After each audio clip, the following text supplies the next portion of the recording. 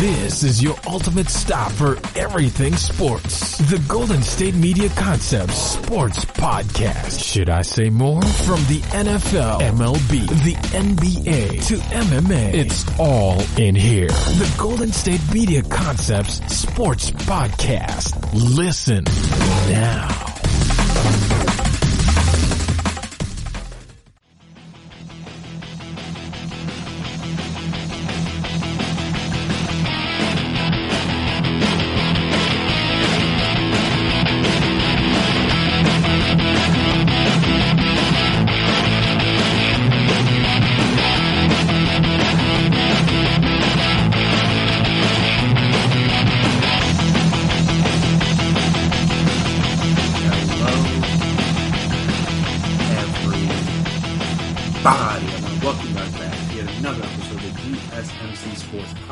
Presented by GSMC Podcast Network.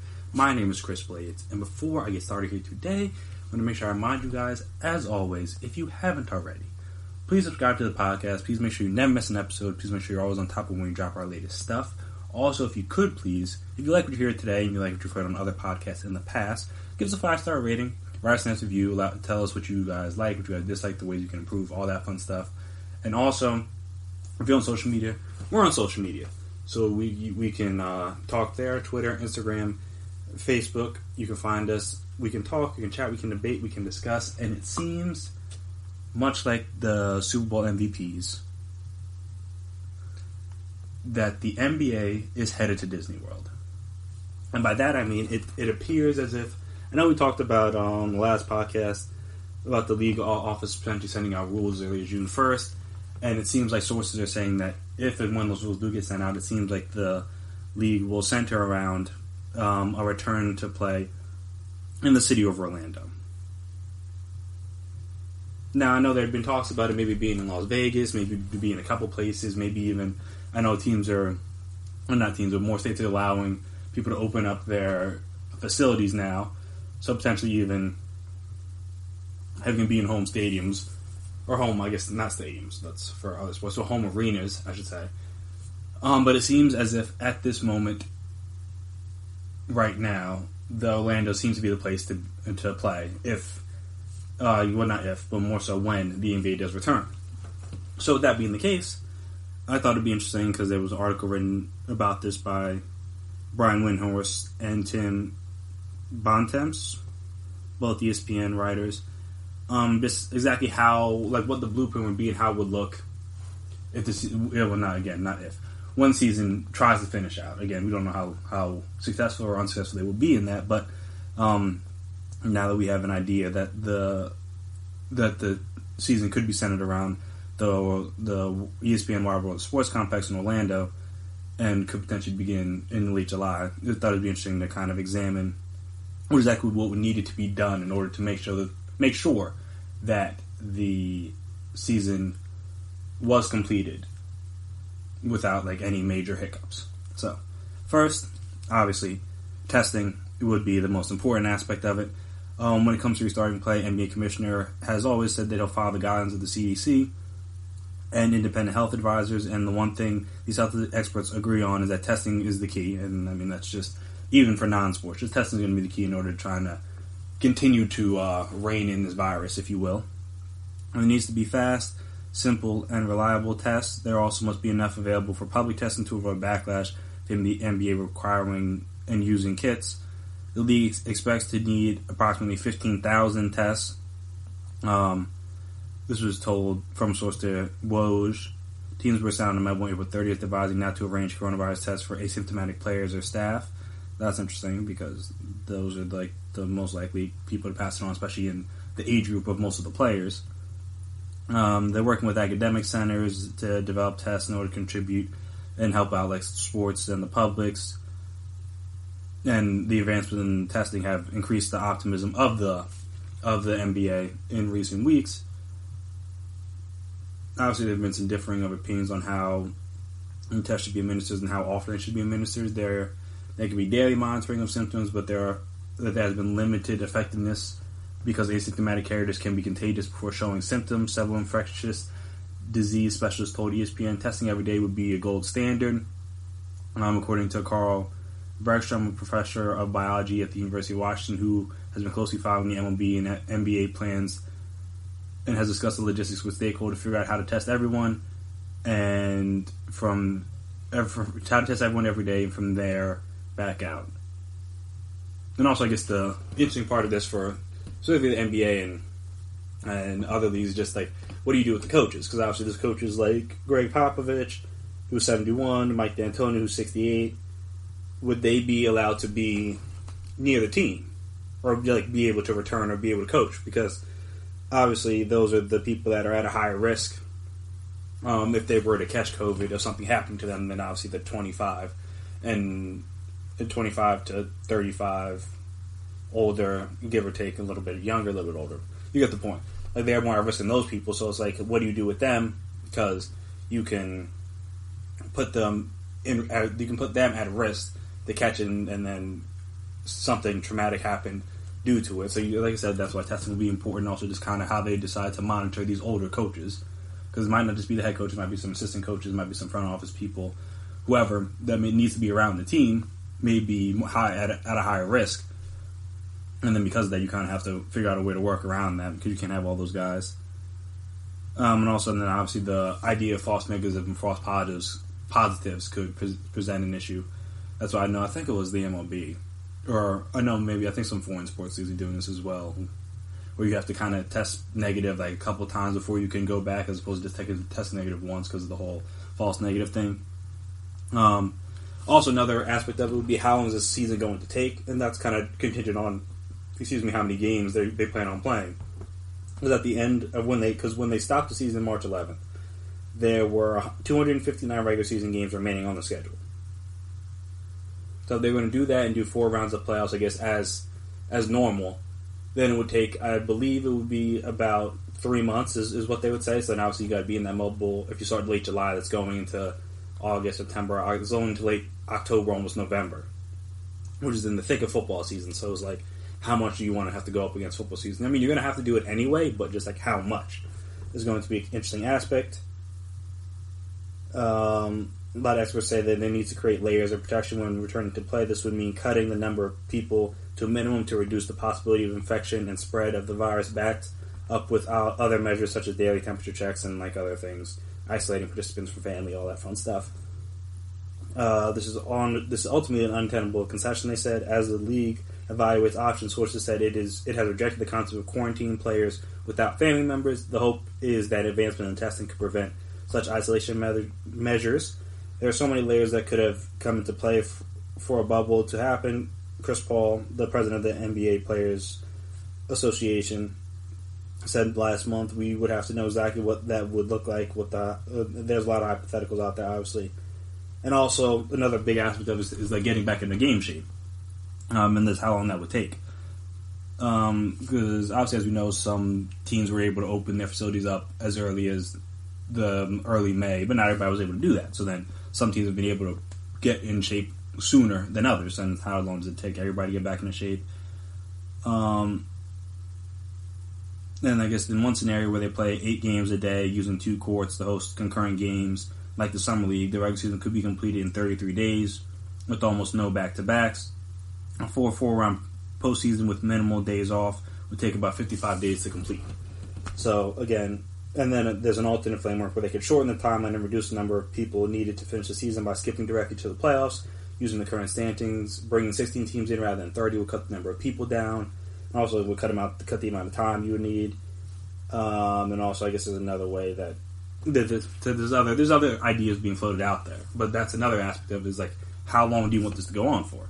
And like, how many people do you want to put at risk potentially? Because again, the less teams, the less people that you got to worry about containing, and also less people you got to worry about putting at risk. But then, like I said, is that really fair? Like, how do you determine who makes it? Do you just like go by this? Like, is it fair to just say like the standings at the end of March 11th? That's what we're going with, or should you give those teams that were close and fighting for a position a chance to fight for that position? Do you do like a play-in tournament, some sort of round robin thing? Like I said, those are all issues that Adam Silver in the office has to make, but that'll obviously add to what would be the time frame or lessen the time frame depending on what they decide. Another aspect of it would be where would the bubble be established? As I said, the ESPN World of Sports is 220 acres, with 3 arenas and ample hotel accommodations would allow the league to restart play while limiting outside exposures. Las Vegas has another popular idea, obviously with the MGM Grand and other things, though, like I said, it seems like it's going to be in Orlando when they come back.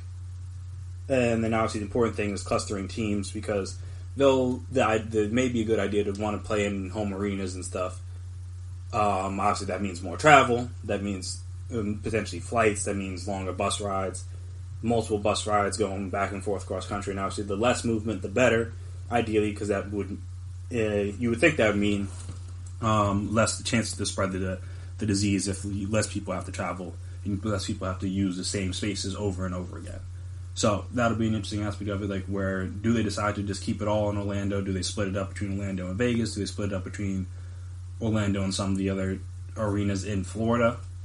And then you got the Disney, you got the Orlando Magic, you got the Miami Heat arenas. You could potentially split it up a couple different places, but then again, when you go to the Magic and the Heat arenas, you only can play one game at a time. So that might be easy if you want to do like an Eastern Western Conference, like when you get to the finals thing. If you just want to have all the games played in one stadium, just because again you're not going to play with fans anyway, so it doesn't really matter where you play.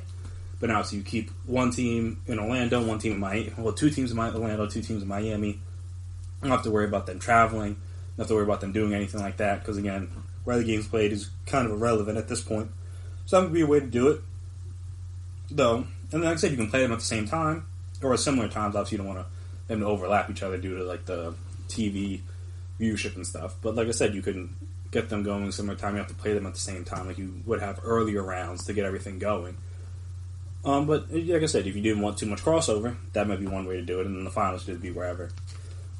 And also the last aspect of this would be who would need to be there. So obviously, like, you need the players.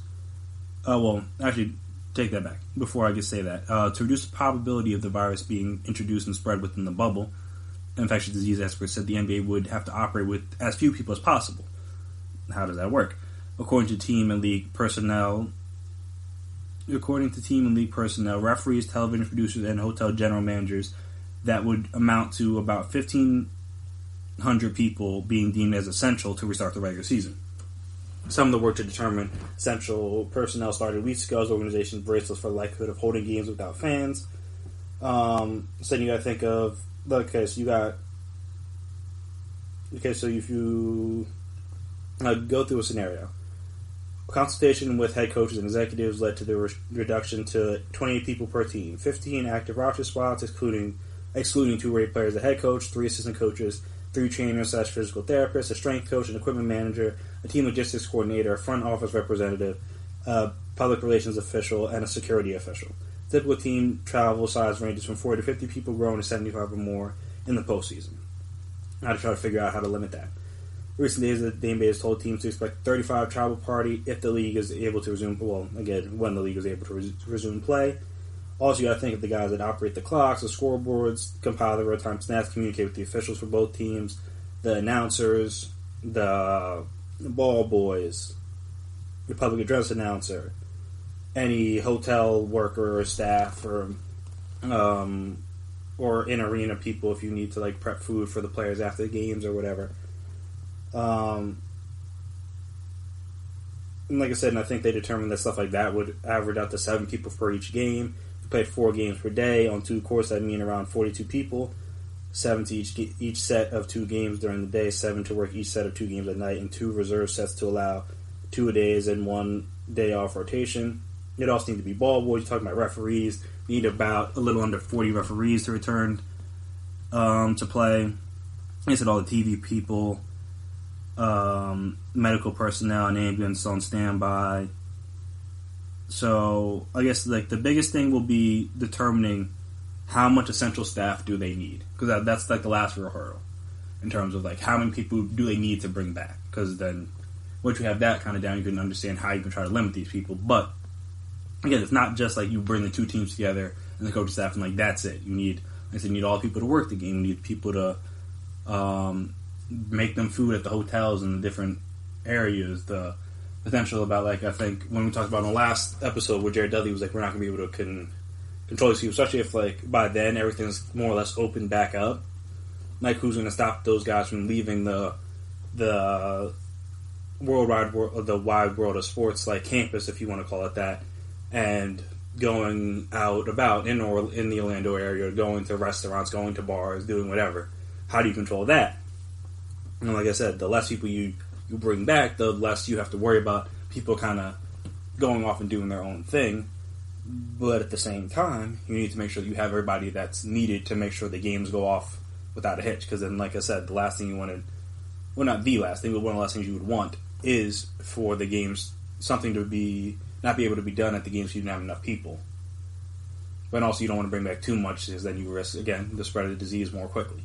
So, a lot of things are going to go into the restarting of any sports league, but especially here in the States, just because everybody has viewing the virus differently, and obviously is taking it more serious. Some people are taking it, I don't want to say more seriously, but some people are taking more precautions than others. If you've been on social media this weekend, then you saw, or you could have seen, at least I'm not going to say everybody saw, but you could have seen some of the pictures and videos that came out of people enjoying their Memorial Day weekend.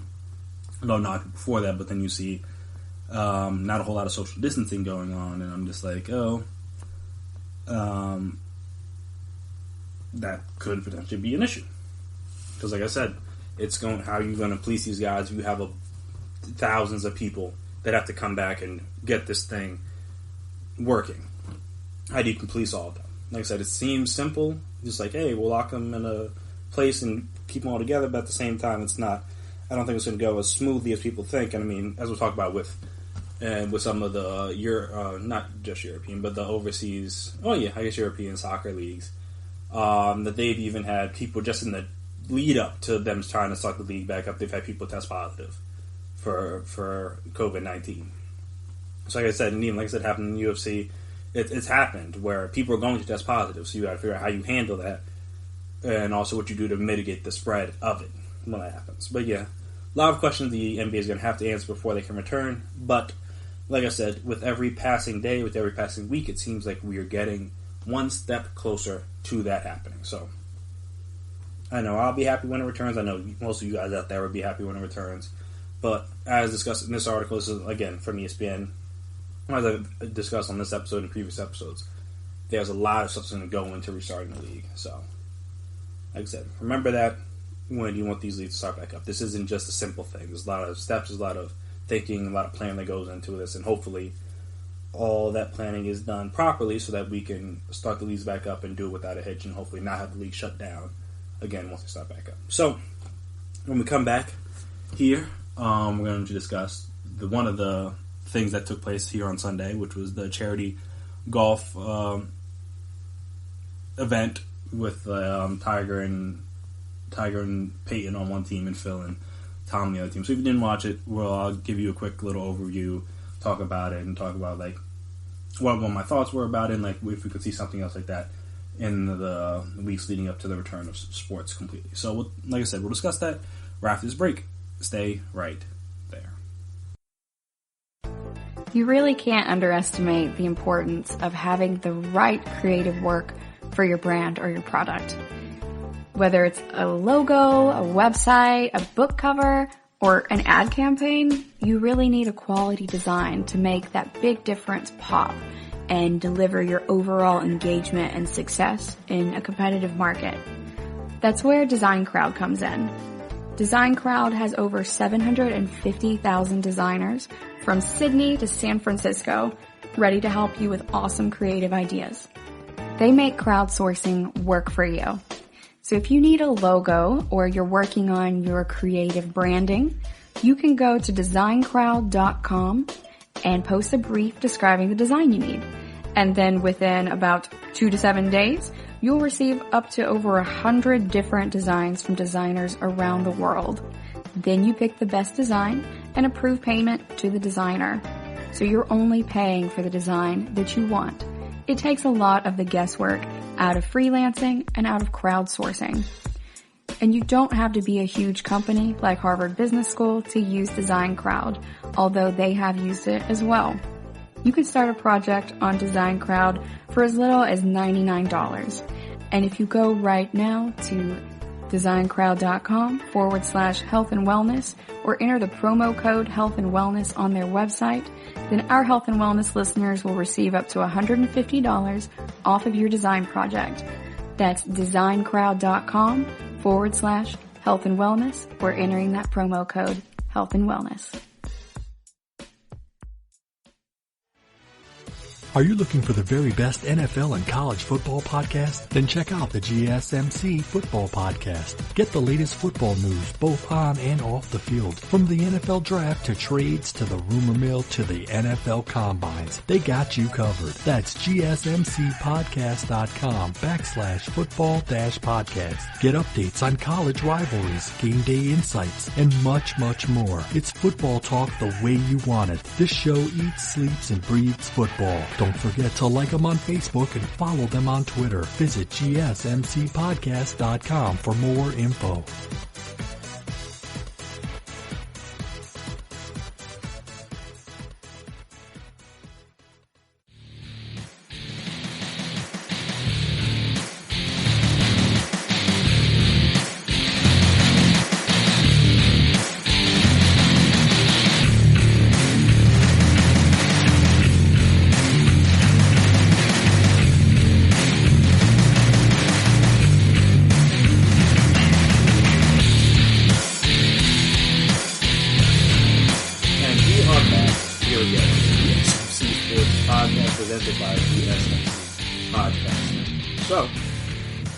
Charity event.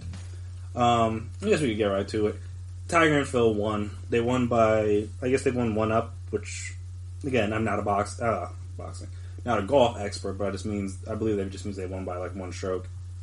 In the match that took place on Sunday in South Florida, one thing I will say, I mean, I understand why it was scheduled for today, people wanted to get on today, but it was like raining the entire time, and like, obviously they played through it, so it is what it is, but I'm just like, why not wait for a different day? Because I'm like, Payne's not really doing that much.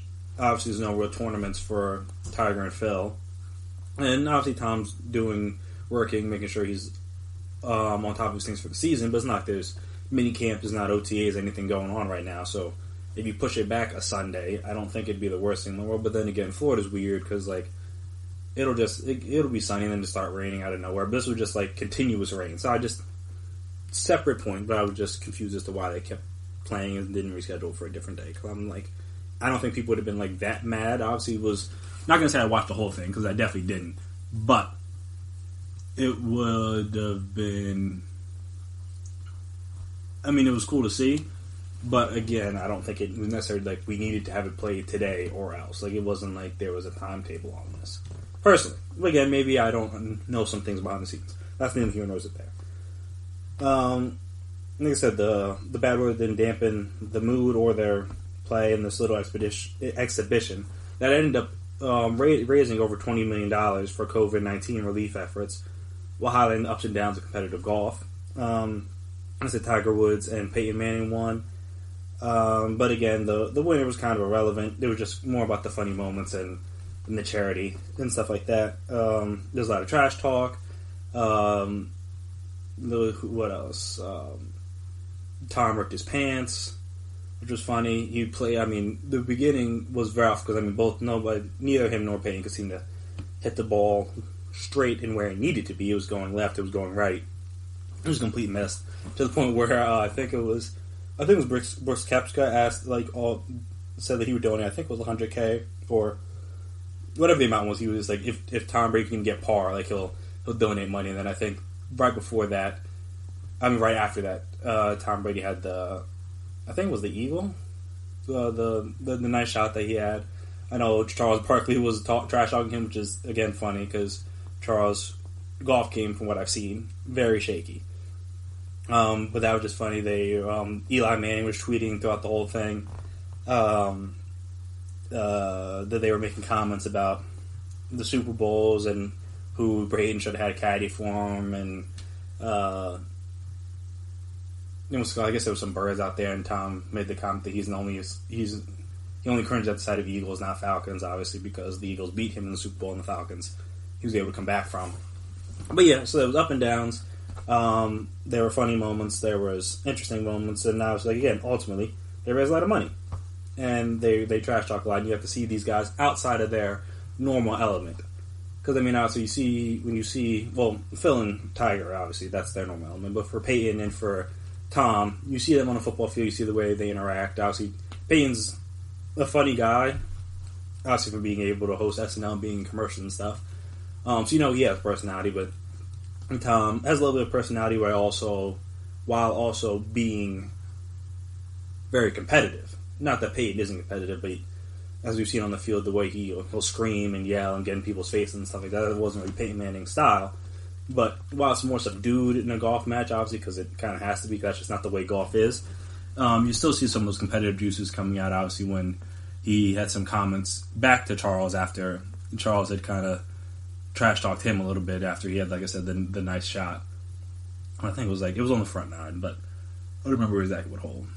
But yeah, I mean, after the first couple holes, I mean, Tiger and Peyton were up basically the whole time. They kind of just have to hold on to the lead.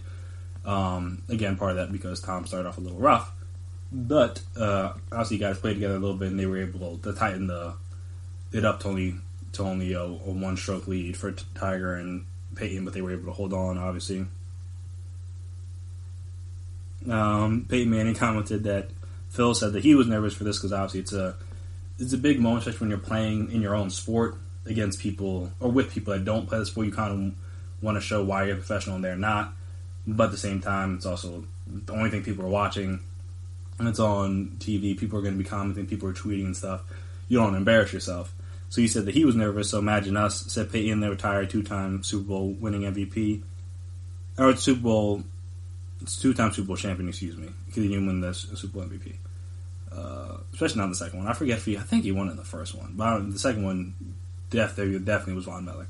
To go behind the ropes and get in these guys' world and in the arena with them was such an incredible experience. I was not comfortable the whole time, but raising $20 million as people are going through such tough times is something I'll always remember and cherish. A Tiger Phil match a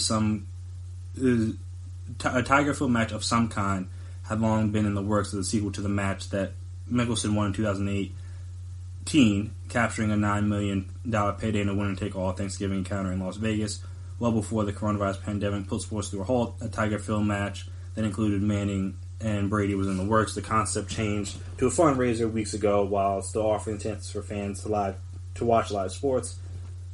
Like I said, all four players had their moments, led notably by Brady, who seemed to be getting grief the entire front nine before he holed a wedge shot for a birdie. It wasn't an eagle, it was a birdie on the seventh hole while his pants were splitting and his microphone was breaking. That meant a $100,000 donation from Brooks Koepka, who phoned in his pledge as he saw Brady struggling, saying he'd offer money if the quarterback were to make a par on the front side, like I mentioned. As Brady sprayed around the course, Woods and Manning took a 2-up lead through the first four holes and were 3 up through 6, although Manning made a nice birdie putt on the fourth hole. It was Woods who's the most impressive golfer. I mean, it makes sense. For the first time since February 16th, he was watched by the public while hitting golf shots and did not disappoint. He didn't miss a fairway on his home course and looked comfortable hitting all manner of shots. It marked the first time he had played since he finished last among those who made the cut at the Genesis Invitational. He skipped over a couple other tournaments here and there due to a stiff back. There's also concerns about him defending his Masters title, but again, with the Rona, they got pushed back, so I got to worry about that. So I said it was nice. It was nice for him to get back out there, allow people to see what he was like. And yeah, so like I said, just a cool moment. Not really. I mean, it's golf. It's not like there was the whole battle back and forth, like going up, one team taking the lead, then another team having to come back and stuff. Like I said, Peyton and Tiger basically led the entire way, more or less. But like I said, just a cool moment, cool thing for charity. Allowed people something to watch on a Sunday if they decided to not venture outside their homes and enjoy the beach or pool parties or bars or wherever, like I mentioned in the last segment, where people all over the country were enjoying their Memorial Day weekend in various, not always socially distanced ways. But I digress. And again, it just gives people something to watch. And I've always liked watching people do things that they're not necessarily good at, or they're not known to do. I don't want to say good at, but not known to do. Like I said, obviously we know Phil and Tiger are golfers, but watching Peyton and Tom, two guys that are arguably the two best at their respective position in their sport, go through and do things that they're not necessarily known for. It was always an interesting experience just to see what else like people can do. Because obviously not everybody's going to be great, as we saw with Tom, and then he's going to get some grief for it, but then it makes for funny moments. And then when he does do something good, it adds to it. So it's not necessarily an all bad thing, even if the guys struggle. But just like I said, it's always been entertaining for me to watch people do things. So then you can kind of compare it to yourself, because at the end of the day, they aren't professionals in golf, just like I'm not professional in golf. Now, I haven't played golf since I think I was like 10 or 11 because I was terrible. But like for a person that does golf occasionally on the weekends, you'd be like, oh, okay, like that looks like me out there. Like I struggle like that. You can kind of relate to them more than you can when they're on the football field or on the basketball court or wherever, because you know that I'll never be as good as they are at that. But like I could be as good as they are at golf, or at when I see like bowling tournaments, like those charity bowling tournaments. That's kind of cool, because like, oh, I could potentially do that kind of thing. Maybe not as well, or maybe even a little bit better. Who knows? And like I said, those kind of events are always kind of cool to see, just because then again, it makes them a little bit more human. Not, again, they're still professional athletes at the end of the day, but they're a little bit more human compared to what we view them as when they're on their respective field.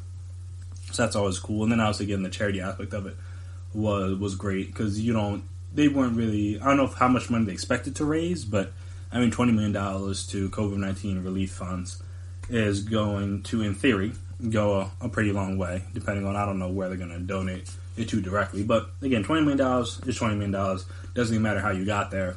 Obviously, all those guys could just have given $20 million straight up, but I'm not one of those people that's going to judge people for that. It was for charity. They raised the money. It was a cool moment. Be interested to see if we maybe not Phil and Tiger. Actually, I don't know, because the sports leagues are starting back up. This is probably going to be the last charity event of this kind, at least. But I'm interested to see what other kind of weird events we have in the lead up till sports start. Again, obviously we've had like the 2K leagues and MLB The Show, and like I said, this tournament. We've had different things, the horse, different things they try to keep us interested with as we wait for live sports to return. But now that I guess they're getting closer, I guess we're kind of stuck waiting. Or I guess they'll keep giving us docs to watch. At least ESPN can't comment for all sports leagues or all sports networks, but at least ESPN will continue to push out docs there for Thursdays, which I can appreciate. And speaking of that, we have the first part of the Lance Armstrong doc that premiered Sunday night. Part 2 is going to come out next Sunday, and then I think they have the Bruce Lee one after the Sunday after that, and then the Sammy Sosa and Mark McGwire one the Sunday after that. So for the next 3 weeks, they got back-to-back stuff for us again, trying to keep us occupied until major sports leagues in the U.S. return. Obviously, they were returning around the world, but the U.S. return. So, like I said, I watched that just because that whole story is kind of interesting. Just kind of like the rise and fall for various reasons. Of Lance Armstrong is an interesting story just because, again, he was kind of viewed as not necessarily the greatest of persons, and obviously was very adamant that he wasn't doing anything, then got caught, and then kind of the fallout from there. So, like I said, the first part, we discussed everything that they talked about in that right after this break, so stay right there. You really can't underestimate the importance of having the right creative work for your brand or your product. Whether it's a logo, a website, a book cover, or an ad campaign, you really need a quality design to make that big difference pop and deliver your overall engagement and success in a competitive market. That's where Design Crowd comes in. Design Crowd has over 750,000 designers from Sydney to San Francisco ready to help you with awesome creative ideas. They make crowdsourcing work for you. So if you need a logo or you're working on your creative branding, you can go to designcrowd.com and post a brief describing the design you need. And then within about 2 to 7 days, you'll receive up to over 100 different designs from designers around the world. Then you pick the best design and approve payment to the designer. So you're only paying for the design that you want. It takes a lot of the guesswork out of freelancing and out of crowdsourcing. And you don't have to be a huge company like Harvard Business School to use Design Crowd, although they have used it as well. You can start a project on Design Crowd for as little as $99. And if you go right now to designcrowd.com/health and wellness or enter the promo code health and wellness on their website, then our health and wellness listeners will receive up to $150 off of your design project. That's designcrowd.com/health and wellness or entering that promo code health and wellness. Check out the show that's built on the MMA. From the UFC to extreme cage fighting, they got the fights covered. Check out the GSMC MMA podcast. Get the latest news on past or upcoming fights. Join us as we talk to and about some of the biggest names in the MMA, past, present, and future. When it's the fight game, there's just one show to check out. GSMCpodcast.com/MMA-podcast. Don't forget to like them on Facebook and follow them on Twitter. Visit GSMCpodcast.com for more info.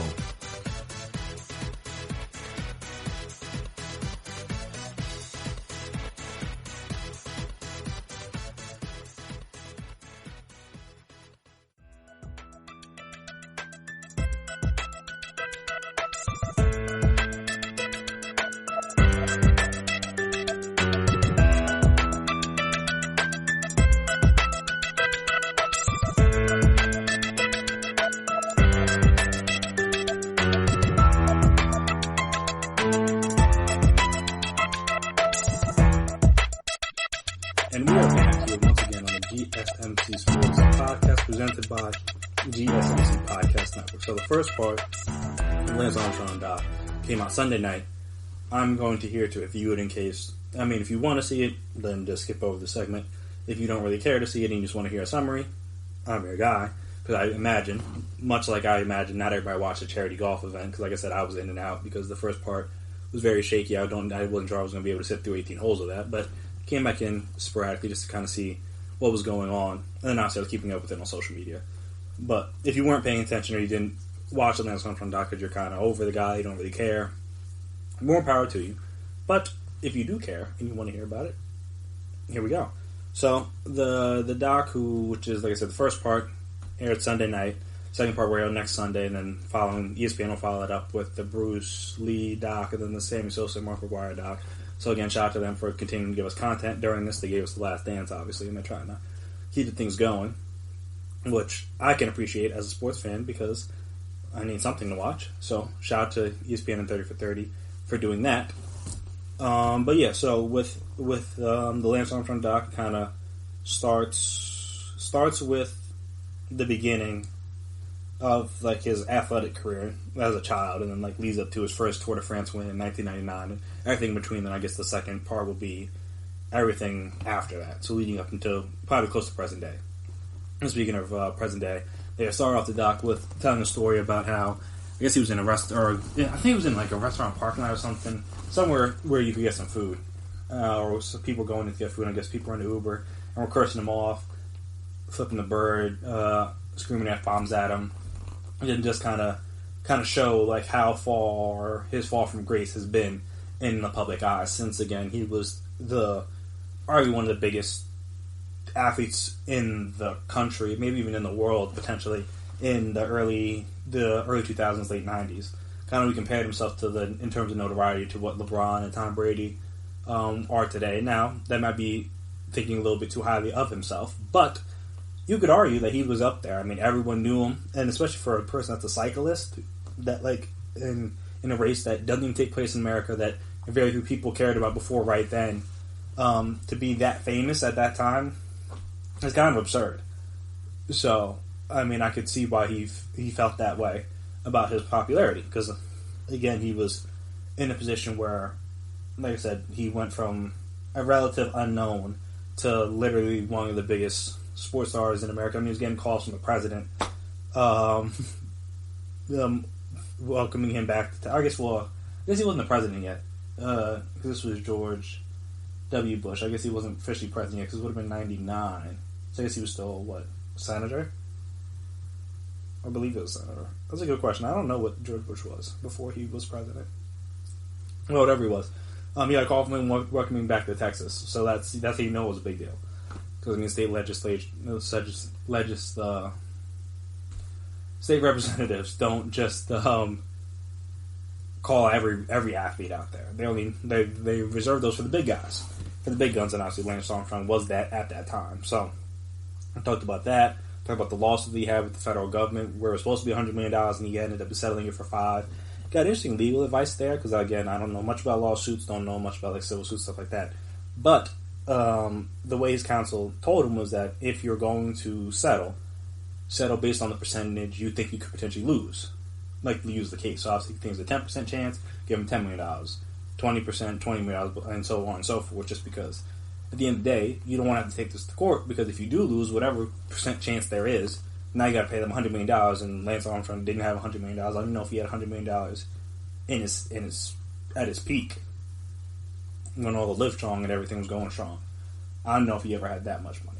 But I know he probably doesn't have that now. Again, $5 million is still a lot of money, whether he still has good money or not. But at the same time, it's just that is much better than $100 million. So that was interesting advice. So, like I said, started off with his childhood. Talked about that. Talked about how he started, I guess, because he tried other sports, was bad at all of them, ended up going into swimming when he was 12, and ended up having to start swimming with the 7-year-olds, because he was not as advanced at that time, but eventually worked his way up, started competing in triathlons at the age of 15. That's kind of where he began to get his competitive juices flowing, and also, again, kind of lead him towards the life that he ended up leading. And another thing was that they talked about was kind of his family life, about how his dad was in his life, about how his stepfather was there mainly, and how he kind of pushed him. And he kind of, Terry Armstrong kind of talked about how he wished he maybe hadn't pushed him in terms to be a win-at-all-cost kind of thing, because maybe that would have led him not to do what he ended up doing. Though, as we will get to, basically everybody was doing it. It wasn't, not to make it, that makes it right. But basically, if you want to keep up with all the best, then you kind of have to do it. It wasn't like the top guys. I don't say the top guys, but all the major teams were doing this form of doping that wasn't necessarily illegal yet, but would turn out to be illegal. And they were all doing it in order to keep their bodies as good as they could be, so they could perform at the highest level. And like I said, and Terry kind of talked about how if he hadn't pushed him to be a win at all costs, and understand that maybe losing happens, it's not that it's okay, because you shouldn't accept losing. I've actually had a discussion with my family about how society's gone a little too soft with the participation trophy stuff, but that's a different topic for a different day and maybe a different podcast. But just had he not pushed him to just be so tunnel vision on winning, maybe he would not have done that. And I mean, hey, it's a possibility. We don't know. We kind of only know what happened. We don't know what could have happened. There's no real. Maybe there is an alternate universe out there somewhere where Lance Armstrong does it clean and still is as successful as he is, and obviously can be more of a success story than he is the kind of the story that he is today. But that was interesting, because I didn't really know that. Obviously, most of the stuff was happening while I was still a kid, so there's no way for me really to know.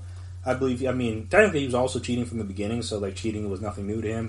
They forged his birth certificate so that he could participate in triathlons at an early age. I mean, granted, he was winning, so it's not like he was doing anything special there, but technically he wasn't even allowed to compete at the time. So I thought that was funny, that basically him and his family have been cheating since his sports career began, which was kind of funny when you think about how it ended up playing out. The fact that they were basically always cheating. So they talked about that. And then talked about him kind of not being the greatest person to deal with, which, not that really matters, per se, but it just seemed like he was kind of tough to get along with, tough to deal with when he was around different people that weren't necessarily his family, and that obviously maybe had led people to not maybe stand behind him as much as they could have or would have otherwise. They liked him a little bit more. And again, nothing that we'll never know. So he talked about that a little bit, talked about Tour de France history, and about how whether it was drugs or steroids or whatever, there was always some sort of cheating going on, and also kind of how the history of it was like different when you view it from the perspective of France as opposed to when you view it from an American perspective, in terms of like they were just like at the beginning they were just like regular guys that just also like the cycle.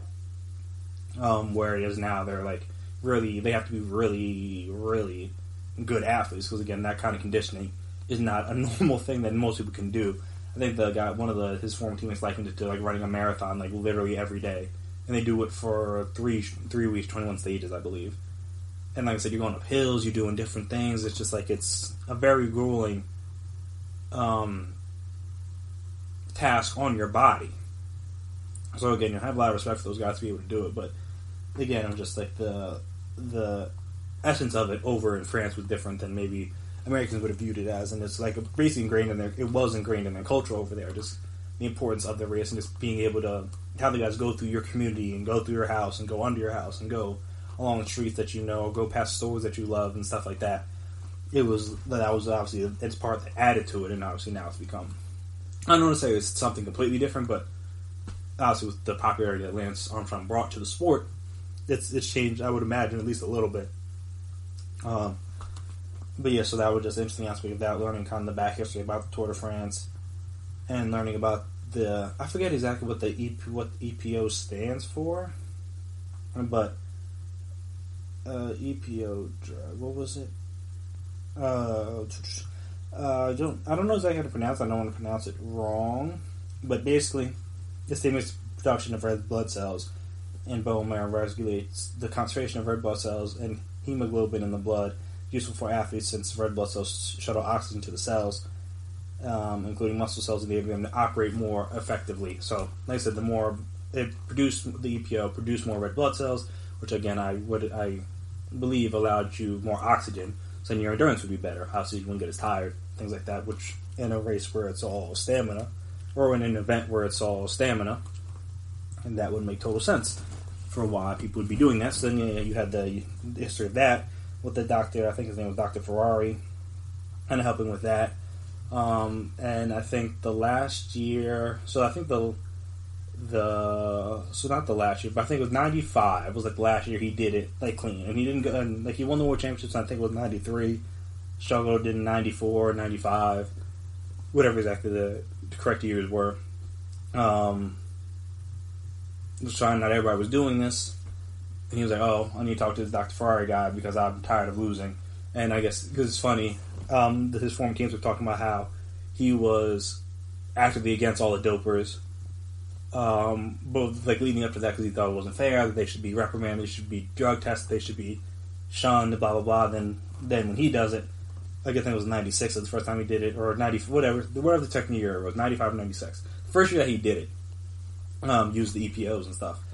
He was suddenly like okay with doping. Like he didn't really have that strong opinion towards it, which again would make total sense as he was now involved. Then you had that, so he talked about that. He talked about obviously the cancer, which may or may not have been linked to the EPOs. He said he wasn't 100% sure that was the main thing. But again, if it's like a human growth hormone, and if it tries to grow the good in your body, then in theory, if there was something bad that was growing in your body, it would grow that too in his mind. And I guess, like I said, that logic checks out to me at least. So that was the case. So then they talked about that. Talked about his fight with that. Obviously, I think he had stage 4 cancer at the time, testicular cancer. Just the fact that he survived is a shock in and of itself. And obviously, him being able to get back and perform at the level in which he did, even with some help, is still impressive. So then, like I said, you have to come back. I'm trying to come back and trying to get back. Then I think 99 was the first Tour de France that he ended up winning, where again he was using the EPO stuff, but it came on the heels of 98, where I think that there was a big doping scandal in the sport, and they were like the sport was in danger of kind of folding up. The whole race was in danger of folding up, and Lance kind of helped rejuvenate too many rewords. Helped rejuvenate the sport, and like I said, grew its popularity to levels that it had never really seen. Though again, many people had believed even in '99 that he was doping, which he was. So the suspicion was fair.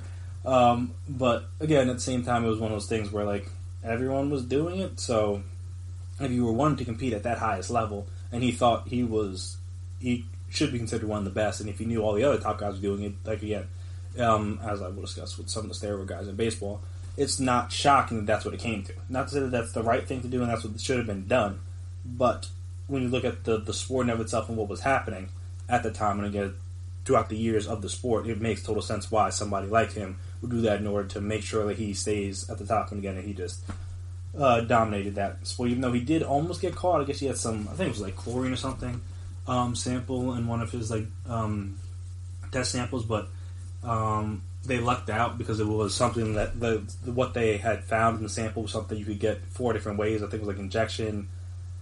It was in like a cream.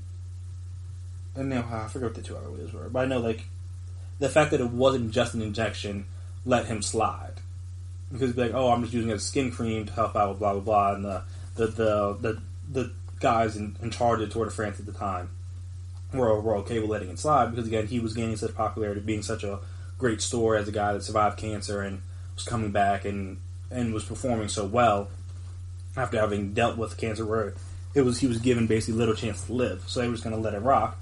And again, had it been something where it was you could only get an injection with this, in order to get this type of chlorine in your blood or whatever, he would have been screwed, and the sport would have been screwed, because then it's like, all right, well then he's done, and then like that would have just, I mean, obviously I don't know if it would have ruined everything per se, because again, he would have been found out quicker, so he either would have to change up or just do it the right way, and then he could have just been a regular guy per se. Wouldn't have been the big star he ended up being, but again, him doing what he did and them sort of kind of allowing it helped get the sport to where it was, helped get him to the level of fame he was, and then obviously in the next episode we'll see how that fame continued and like the backlash from like all the different foundations he was able to both build and end up ultimately destroying in his efforts in order to be the best. So again, just cautionary tale of what happens when you strive too hard to be the best. You can try to take shortcuts, if you will. Though, again, in his scenario, I don't know if I'd call it a shortcut if everyone else was doing it.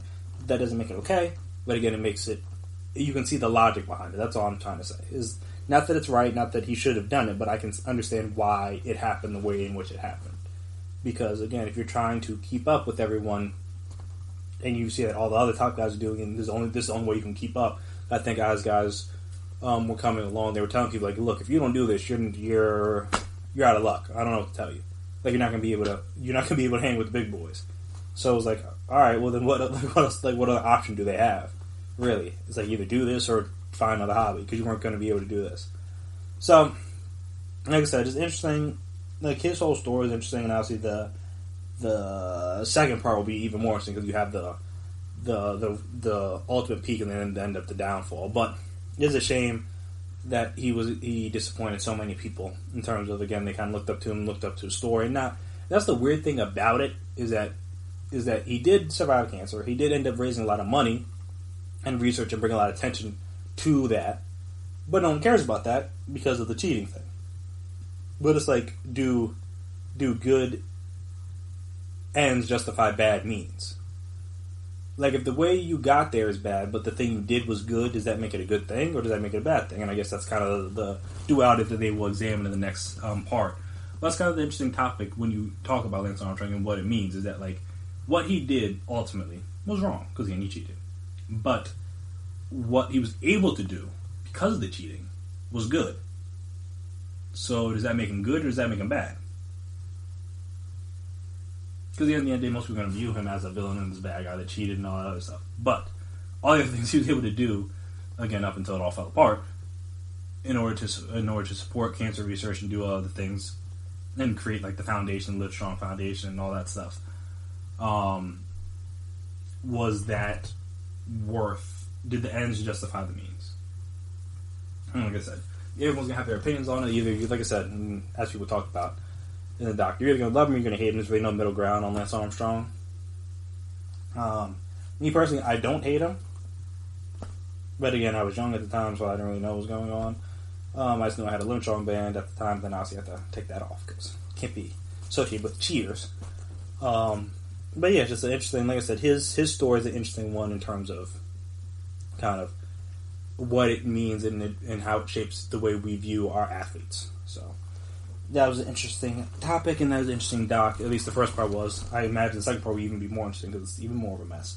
But we'll get to that next week, and I will be here to talk about it when it happens. So coming next, we will transition over to. I guess we'll stay overseas, if you will, and discuss some of the soccer leagues that are trying to come back and kind of the struggles they may or may not be having with kind of getting everything back up and running. In order to, like I said, they're trying to get their league started up in June, I believe. Like I said, we'll discuss it all and talk about what they're kind of doing right after this break. So stay right there.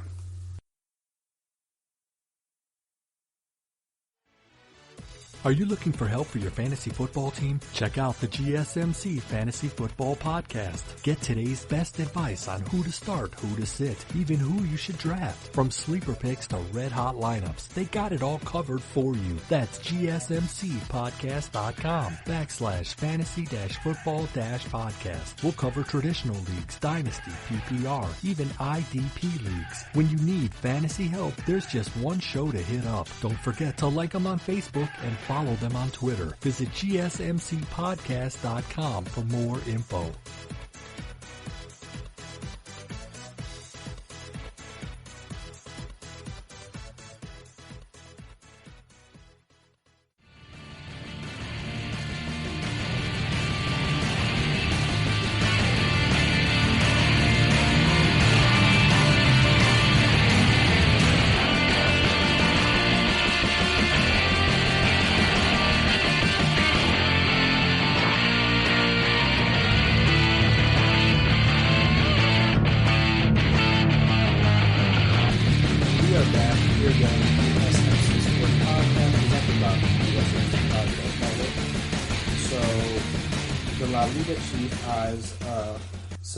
And Real Betis, don't hold me to those pronunciations. I was actually sure. Derby on June 11th for restart. The La Liga president Javier Tebas said he hopes the 2019-2020 season can restart from the coronavirus pandemic on June 11th, with the date to be officially confirmed in the next few days. Tebas' announcement comes after Spain Prime Minister Pedro Sanchez announced the return of competitive sport in the country starting June 8th. It will be the weekend of June 12th for sure, or even Thursday, June 11th. Tebas told Movistar, it isn't decided yet. We have to hold the relevant meetings with the Federation and the National Sports Council to discuss some outstanding issues. We have to see what happens with the phases so that the full training with all the players can take place as soon as possible. We have to be cautious. We'll look at that first, and we're working with broadcasters too. And then obviously, like I said, Sevilla and Real Betis, again, don't hold me to those pronunciations, will be the first match in the Spain's top tier league. The English Premier League also has identified June 12th as a possible return date.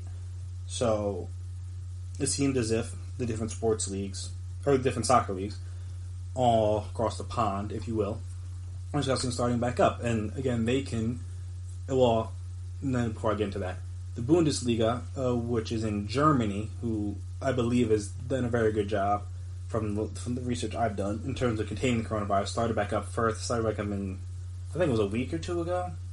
It's been going on for a little bit, relatively speaking, to other things that have been going on, not at all. So that started back up. That was really the first major soccer league to start back up, and then they're going to kind of serve as a blueprint for La Liga and the Premier League and stuff like that, in order, maybe even for the U.S. leagues, in order to determine like how quickly, how soon, and even just like the semantics and the logistics of trying to restart a league. So that would be interesting just to kind of examine, because I know the Bundesliga has, though it's, like I said, started back up, but I know it had some people that tested positive, and it has its own little things it's had to deal with since the start. And like I said, even now, where it started back up, and that's great, you got to be able to maintain it. Because again, starting is one thing, finishing is what's most important. Because any league, the NBA could have started back up in April, like that's whatever, but it wouldn't have been able to finish out the season because again, people would have tested positive, it would have been a whole mess. There might have been an outbreak. They wouldn't be able to travel. Like it would have been a whole, like people were staying. There's all sorts of stay-at-home orders and everything. So that would have just been a complete mess. So starting back up is great. Starting back up is fun. It's what everybody is obviously at the end of the day striving to do with their different sports leagues. But at the same time, starting and finishing are not the same thing. You want to be able to finish. If you're going to start, you want to be able to finish. And honestly, that's what the Bundesliga is trying to do, with them being started back up, and that's what the La Liga and Premier League are hoping to do once they start back up. So they mentioned among Europe's other major domestic leagues, the German Bundesliga has already returned. Our French Liga 1 has canceled its season, and Italy's Serie A will decide on its path forward by Thursday. In La Liga, 11 rounds of games need to be played to finish the 2019-2020 season, with matches every day so that they can be completed before the end of July. Midweek games will kick off at 7:30 p.m. or 8 p.m. and 9:30 p.m. or 10 p.m., Tebas said when asked about playing in rising temperatures. At the weekend, there will be 3 cook-off times, 5 p.m., 7:30 p.m., and 9:30 or 10 p.m. That needs to be decided. Matches will be played behind closed doors and following a strict safety protocol, which has now been finalized. Tebas said that the clubs should be in a position to move from group sessions to full training starting June 1st. Liga sent a letter to the clubs Sunday, reminding them that the players' responsibility after 4 Sevilla players were pictured apparently breaking social distancing rules. In the last few hours, we've seen that some of the players have broken health rules. It said these attitudes are totally incomprehensible and inadmissible as they put at risk the completion of the competition. Any sign of relaxation is a lack of respect towards La Liga and other clubs, players, and coaches. So, like I said, you're starting the league up, great. That's the easy part. Finishing is where things will get interesting. Because, like I said, if you already have people not necessarily holding to social distancing rules now, who knows how people will feel in a couple weeks or even like a month or so when this all kind of starts ratcheting up a little bit. So that will be an interesting thing. That'll be an interesting thing to monitor, because obviously not only is it real, a lot of sports people can watch and bet on and enjoy and all those fun things, but also it can serve as a blueprint for how sports in America can start. Because that's really, at the end of the day, obviously I know a lot of people are fans of the different soccer leagues, or they're fans on a lot of different sports across the world. But the main thing people are looking forward to is the starting up of American sports, because that's kind of, we all live in America, more or less. Not to say that the only people that listen to this podcast are from America, but that's where a majority of I imagine the majority of the listeners are from. And obviously we're waiting for our league to start back up. And that's kind of where we're at. And like I said, when you see different leagues start back up and you see different countries being able to restart the situation, you kind of hope that same thing can happen in America. And again, it's happening soon. But like I said, can start and then finish. Again, starting is one thing, finishing is another thing. So you want to be able to start and then finish. So if these leagues have success, whatever success looks like, and I guess in really successful at completing the leagues, that can serve as a blueprint in order to kind of the things that they did well, things that can be improved on, the ways in which they handle different things, like again, which I will talk about in a second, but a couple of Premier League players have already tested positive, and like they're just going out and testing people as a whole before they start the league back up, and like again, this is before players even come back, they've already tested positive. So, like I said, knowing that beforehand is obviously a great thing, but again, they're doing that before they're around people. Who knows what happens when you have a bunch of these guys back together in their clubs practicing and playing games and stuff like that. Who knows, like I said, how the spread could happen, or if like there will be any issues with that. So that's another important aspect of all this. Is just like how do the leagues handle that aspect of it. I know the MLB and the NBA said they're not going to shut down if one person tests positive, which cool, I understand. But again, if there's a outbreak on a team or something like that, or an outbreak amongst the league, like say a couple different teams have a player or two that have it, how does that change the dynamic, or how does that change things? And like I said, with these other leagues starting back up, that can serve as the test case for the American leagues, because again, you kind of have a person kind of, in theory, because again, there's no guarantee that it'll happen, but in theory, you have a person kind of going through that first. I think it was, I know Jay-Z had a line about this, like, Hov went through that so you wouldn't have to do that, something along those lines, and that's kind of what these other European leagues are going through. They're doing it so that, in theory, America shouldn't have to make those same mistakes. Not to say that they won't, not to say that the European leagues will make mistakes, but again, you, in theory, would be able to learn from whatever happens and whatever they have to deal with and apply it to when it comes your turn. So, you can hope for that. But like as I mentioned, in the Premier League, confirmed already, 2 more positive tests more after their latest batch. 2 people from 2 clubs tested positive for the coronavirus after a second batch of testing. The Premier League confirmed on Saturday. It takes the number of positive tests to 8 from England's top flight clubs, whose players returned to limited group training on Tuesday. So again, this is before league players, so they're just getting back together, and they've already had 8 people test positive. Not to say that it's going to happen in the States. Again, cautionary tale. You don't really know what's going to happen to get all these people back together. Premier League can today confirm that on Tuesday, May 19th, Thursday, May 21st, and Friday, May 22nd, 996 players and club staff were tested for COVID-19. Of those, 2 have tested positive from 2 clubs. The statement said the players or club staff who have tested positive will now self-isolate for a period of 7 days.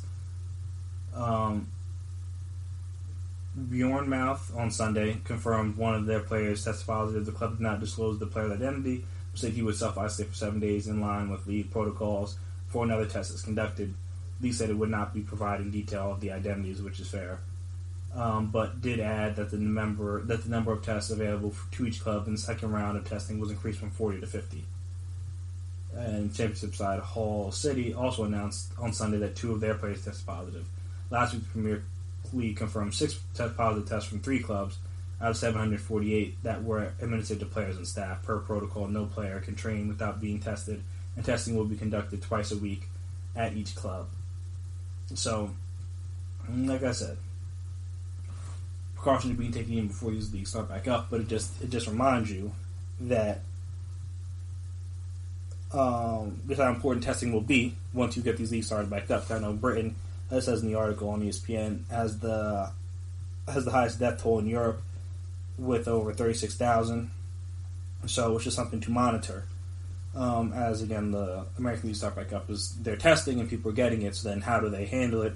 Obviously, they're self-isolating those people, but again, how do you got to do that, and how often do you have to test to make sure it doesn't spread throughout the team and then thus throughout the league? Because that'll be the biggest thing. But yeah, so if you're focused, or if you're not focused, I'd say, on the American sports returning, you were looking forward to soccer or football, if you will.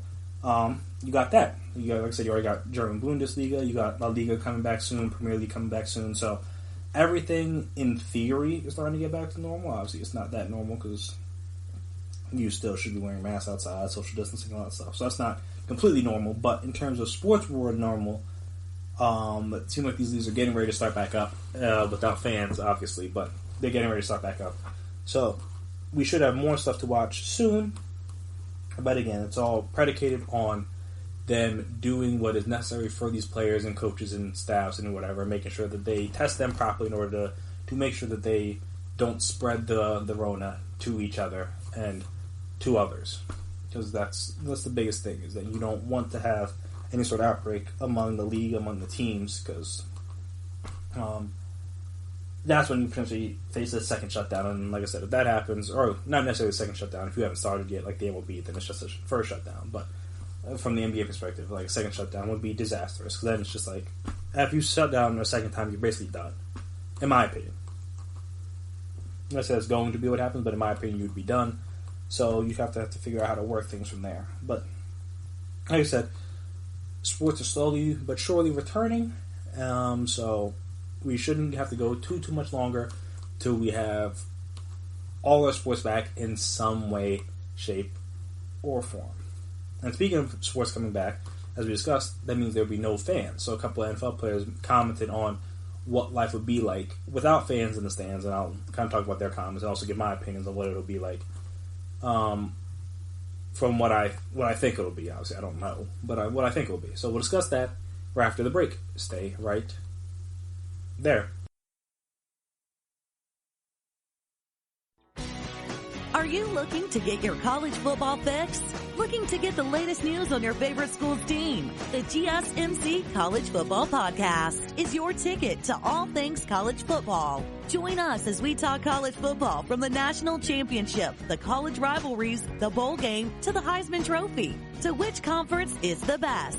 We've got you covered for the Big Ten, SEC, Big 12, the Pac-12, ACC, and everything in between. Download the GSMC College Football Podcast on iTunes, Stitcher, SoundCloud, Google Play, or anywhere you find podcasts. Just type GSMC in the search bar.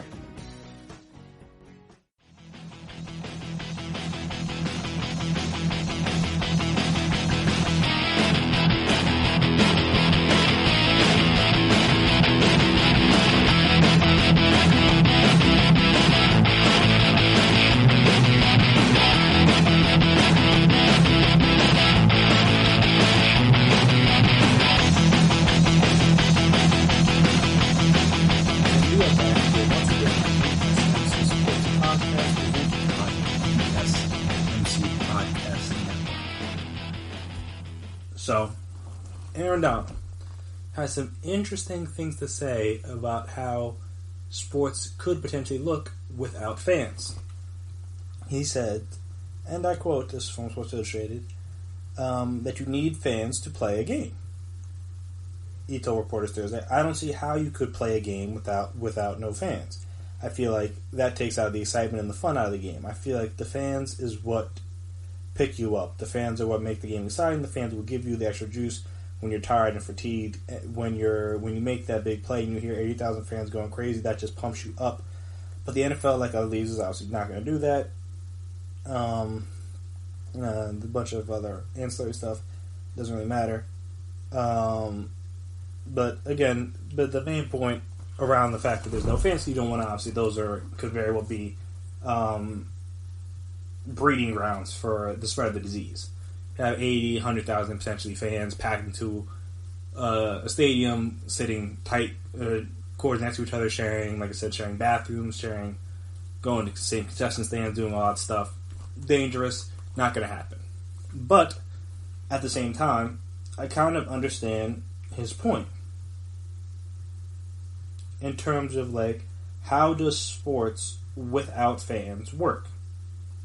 Because again, it's going to happen. Like, that kind of is what it is at this point.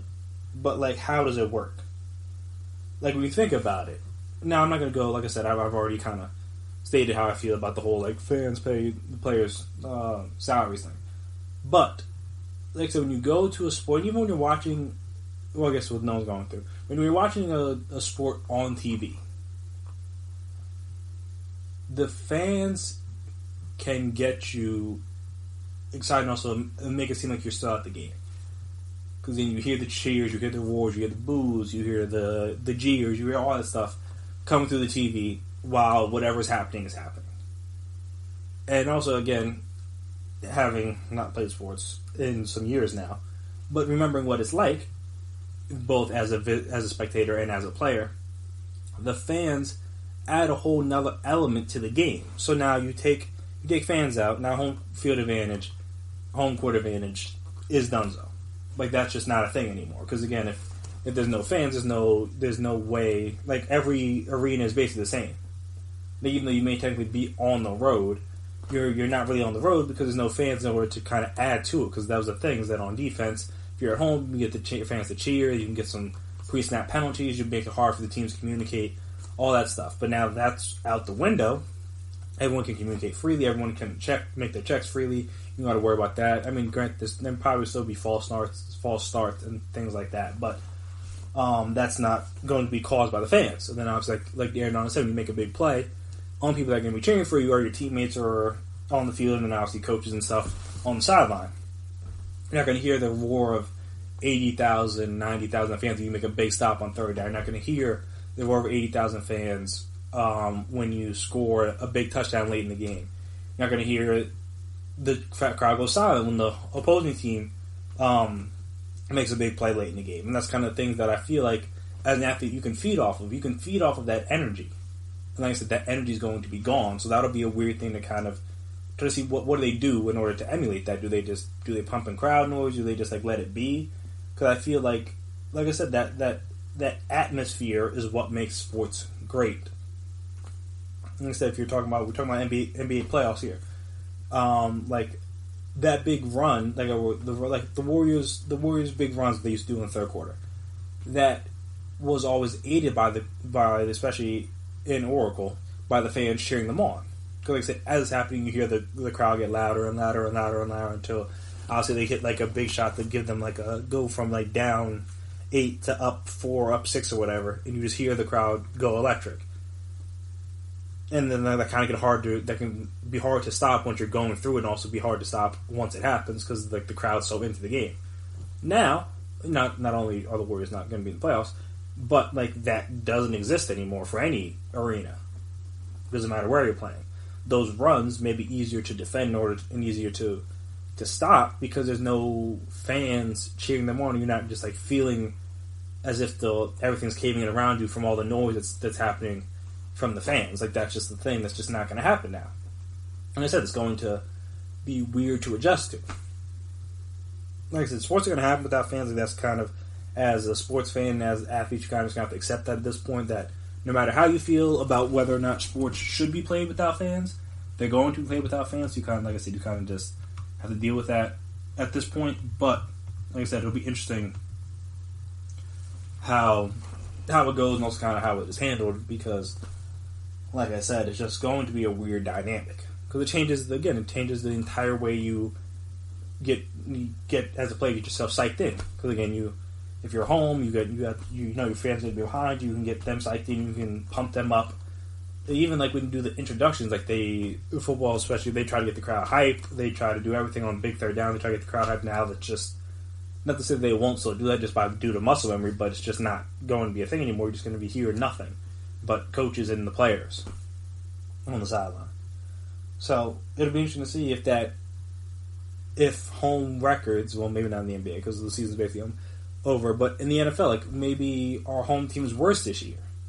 Like, does home field advantage really matter that much? Well, like Seattle, assuming no fans are throughout the entire season, because maybe they will be, because I know people want fans to be back, but it just doesn't seem practical to me. Like, how do you do that and whatever? But again, assuming no fans for this season or the rest of these seasons or whatever.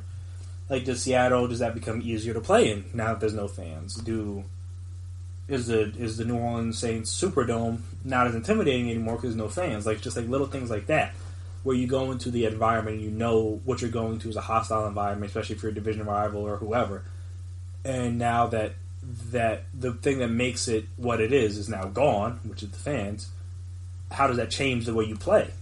Like I said, it'll be interesting to examine how home teams fare this season without the benefit of having, like I said, their fans behind them, supporting them.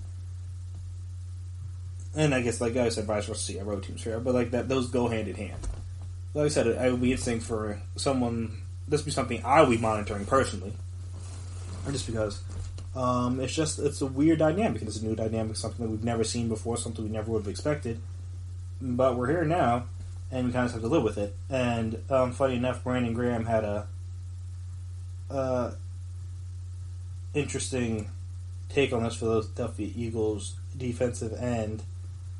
He said that trash talk could substitute fan noise on the field, which would be interesting in discussion. Obviously, like I said, Aaron Donald said that you kind of need fans to play.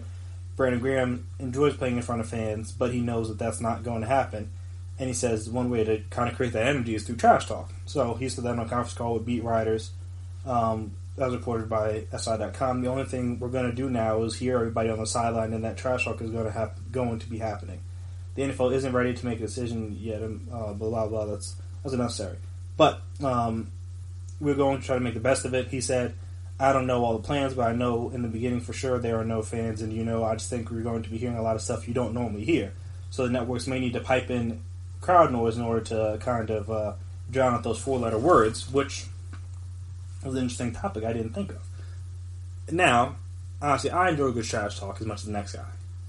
But when you're on the field, you're in a sporting environment, you say things that may not be cleared for FCC airways. So it's like, how do you handle that? Because there's nothing in order to block that out now. Because they're going to have all the microphones on the players and stuff. You're going to be able to hear everything so clear now on the field. How do you stop that? Because you can't tell players not to talk, but at the same time you have to be able, to find a way in order to kind of mitigate that noise, so you don't just hear a bunch of cursing and a bunch of things from the field all throughout the game. And it'll be interesting to see how not just the NFL, but all of the sports he's handled that, because now that there's literally nothing to be heard, just going to hear squeaking or pads hitting or whatever. Like, how do you stop it so you can't hear people cursing all the time and doing all those things? Because again, if you assume you have the same mic set up, you're going to be able to hear literally everything more or less, because there's nothing to drown it out. Again, the fan noise could drown out some of that.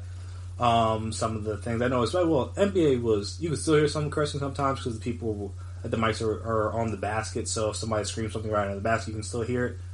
But in the NFL, there wasn't really the mic setup wasn't really like that. You could basically just hear the quarterback, and that was it.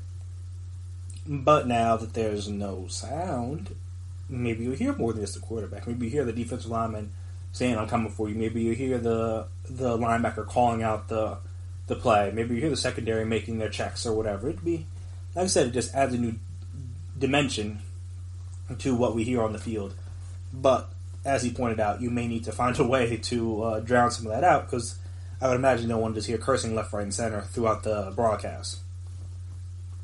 But hey, we'll see how it goes. But like I said, I would imagine the NFL, and like I said, especially since everyone's going to be home now, he's going to have kids watching and everything. You don't want to hear that. Unless you're going to do like ESPN has been doing, which, again, I haven't minded, where they've allowed players or the people involved in these same documentaries, at least with The Last Dance and now Lance Armstrong to curse freely, because again, that's just how people talk. And if that's cool, and you just put a disclaimer at the beginning, then alright, you're golden. Like if you just put a disclaimer like, hey, look, there's no fans, you're probably going to hear some curse words, I'm just letting you know now. You can tune to somewhere else if you don't want to have to deal with that. Obviously, it's different when you have the docs like this, because they're airing the censored version on ESPN2, and obviously the explicit version on the regular ESPN, which you don't have that with the major, with sports, like with the games and stuff, because you can only have them on one channel at a time. You can't have, there's no Fox 2, there's no CBS 2, there's no NBC 2, stuff like that. So maybe you can do that for Monday Night Football, but other than that, you're not going to be able to do that. So that's another interesting thing that's not really that high on the priority list for the NFL, but it's something they're going to have to figure out, which is like, what do you do to try to supplant that crowd noise? Or are you just going to be like, live with it, like, hey, you're just not going to hear anything. It's going to be awkward, but it's either this or no sports, so we'll get used to it, Bubba. So I don't know. We'll see how that goes. But yeah, I just thought that was an interesting discussion. Two opposite ends of the spectrum, just kind of seeing like one guy's like, we can't have sports without fans. The other guy's like, look, it's not going to happen. It is what it is. We'll just hear trash talk now instead. Or maybe we can pump crowd noise in. Who knows? But I said, I thought that was an interesting discussion, because I kind of feel the same way with Aaron Donald, at least. I'm like, sports without fans, very strange. But people want sports back, so if they want the sports back, this is how we're going to have to watch it. It's going to be awkward, but again, at this point, it is what it is. Beggars can't be choosers, honestly. But yeah, so after this next break, we're going to come back and I'm going to discuss. I know last week I talked about one of my hot sports takes, if you will, when I talked about how I think players whose highlights are mainly in black and white should not be counted or should not be discussed when you talk about the greatest of all time. Not that they can't be ranked in top 5, top 10 and stuff, but when we talk about the GOATs, it's hard for me to put them in the group with the GOATs. And I have another one this one's solely based on baseball and steroid usage. So I will discuss that hot take, if you will, quote unquote, right after this break. So stay right there. Check out the show built around the women of MMA. From the UFC, Invicta FC, Bellator, and one championship. We got the fights covered. It's the Golden State Media Concepts Women's MMA Podcast. The latest news of upcoming fights, discussions of previous matches. Join us as we talk to and about the biggest names in women's mixed martial arts. Past, present, and future. When it's the women's fight game, you know where to listen to. The Golden State Media Concepts Women's MMA Podcast.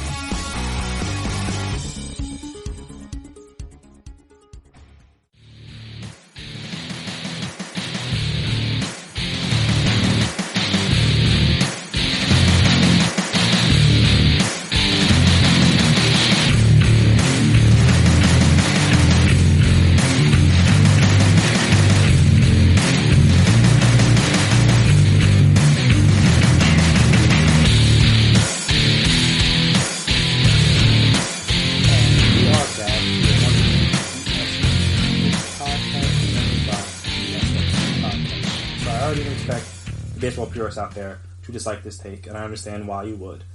But again, it's my personal opinion. We're all allowed to have our opinions. You can have yours, I can have mine. But in my opinion, I believe that all people that were involved in steroid usage at all, whether they were caught, whether they admitted to it, or they were never found out, it's just kind of assumed, i.e. Barry Bonds, that would have been on the trajectory to being a Hall of Famer, potentially, again, before that, or even just, again, put up numbers worthy of being in the Hall of Fame, should be in the Hall of Fame.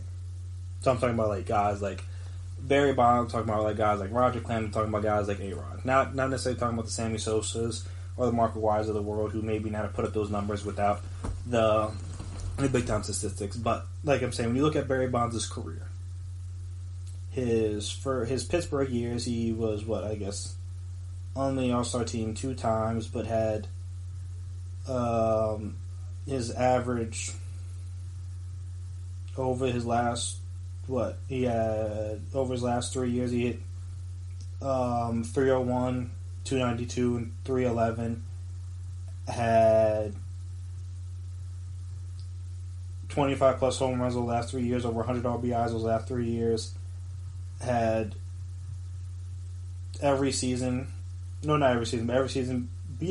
before he went to San Francisco, except for not 88. Yeah, except for 88, he had over 30 steals, had 36 steals as a rookie. As the season as high as 52 steals, another season with 43 steals, another season with 39 steals. Even in his years with his early 30s with San Francisco, he was still averaging 40 steals and 40 home runs.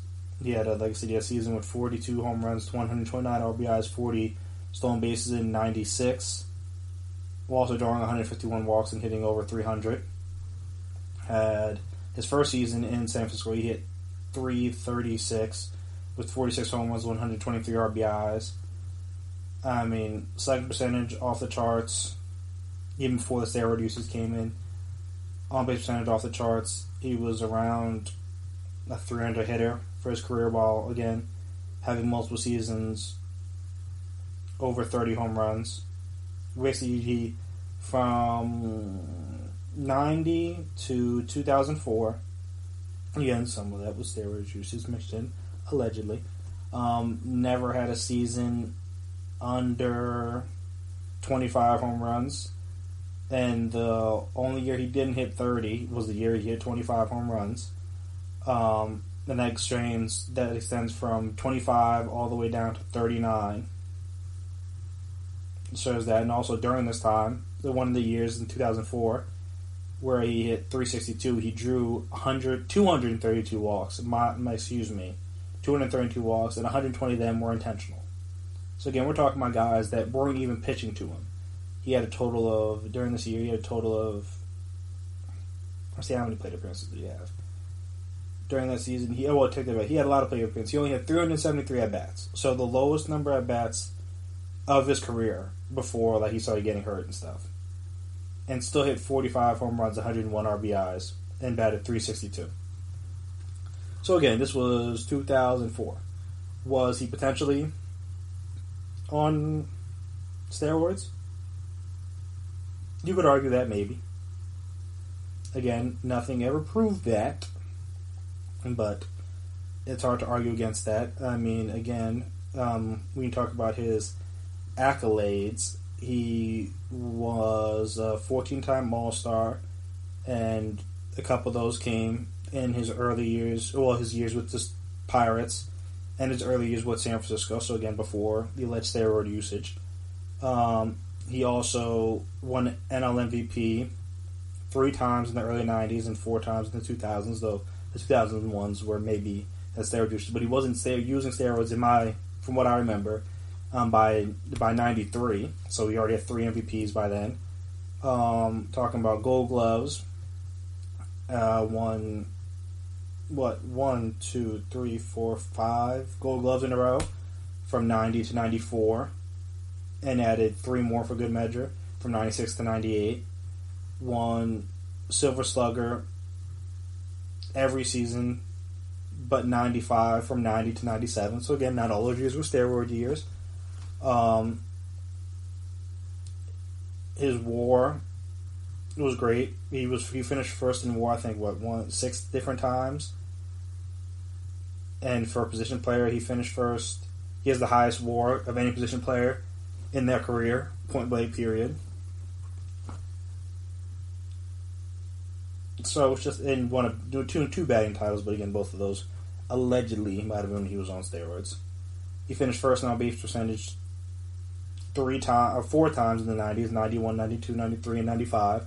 So I'm saying, he had built up a Hall of Fame resume before he had started using steroids, allegedly. And much like Lance Armstrong, and again, not to defend him per se, but if you're in a situation where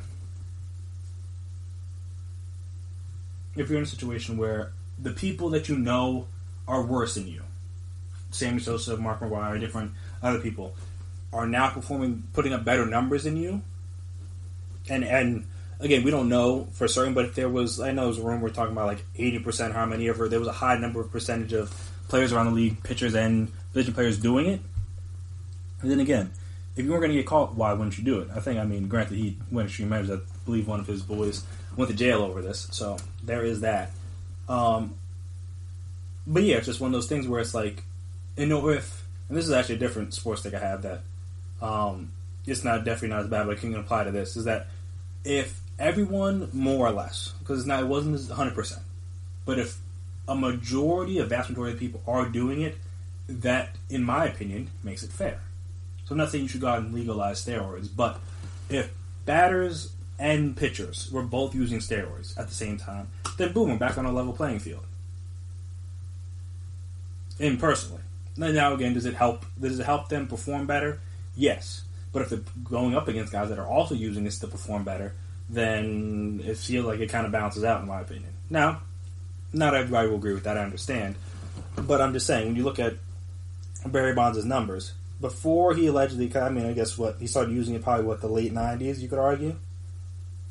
Before then, he already had multiple seasons with 30 home runs, multiple seasons over 100 RBIs, had won multiple MVPs, had won Gold Gloves, had hit over 300 multiple times, had crazy on-base percentages.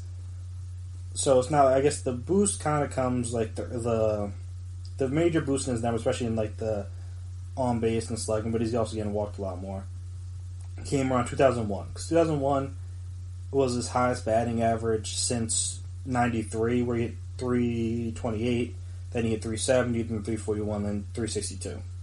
So if you want to say right there, cool. But by then, so say up to 2000, he wasn't really using like that for real. because 2001 was the 73 home run season. So if you want to say that, all right, that's fine. But if you say, so even I'll include 2000 because he had 49 home runs that year. So if you want to include that, fine. But before 2000, he had been an All-Star like 7-8 times. Had won MVP 3 times before then. Had won 1, 2, 3, 4, 5. Had won 8 Gold Gloves. Won numerous Silver Sluggers. All that stuff. So again, before he was allegedly using steroids, he was already well into the Hall of Fame, in my personal opinion. So I'm like, now we should just get left out because he supposedly was using it during an era when literally everyone was using it, and baseball was as popular as it's ever been. Which is a completely separate point. You could argue that steroids is good for sports, but that's, again, not good for the health of the players. But popularity-wise, when we talk about Lance Armstrong, the Tour de France was never more popular than when Lance Armstrong was involved, and he was obviously doping. And then when you talk about baseball, the steroid era is easily the most popular era in my lifetime, at least. Can't say about previous eras, stuff like that, but during my lifetime, that's the most popular baseball's ever been. Is during the steroid era. For obvious reasons. People like to see people be great. So by great, you means performing at their peak, whether that's winning races, whether that's dominating, or hitting them numerous amounts of home runs. I'm just saying. That's what the people want to see. And that's what Barry was trying to give them, because he was like, this doesn't seem right that these not, I don't call them bums, but these guys that are clearly lesser players than Barry Bonds were now performing at such astronomically higher levels than what they're physically capable of. He felt the need that he had to catch up. And again, even if he did do that, which is fair to claim, he was still putting up great numbers prior to that. Like it's not like where Barry, like you look at Sammy Sosa, he before 98, he had only ever hit over 40 home runs one time. He had a couple seasons in the 30s, but nothing crazy. Then in 98, he hit 66, then 63, then 50, then 64, then 49. Like, alright, like there's a crazy, crazy jump right then. Like that's obvious. Mark McGwire. He had been, he hit 49 his second year in the league, but then had never really had a season. Then his numbers were kind of shaky. Not shaky, but he didn't really have too many seasons. He only had one other season over 40 before 96, where he had 52, then 58. Then came back 97 only. Then he had 58 again in 90. No, wait, so 96 he had 52. 97 he had 58. 98 he had 70. 99 he had 65. So again, you can clearly see those guys weren't those type of power hitters. They were cool to good power hitters, but they weren't putting up 60, 70 home runs. Like, it's a clear jump in their game.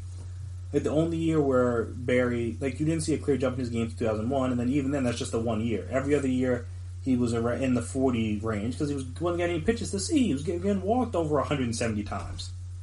And still hitting over 300, because he was getting the one pitch he saw in that bat to hit, and he hit it.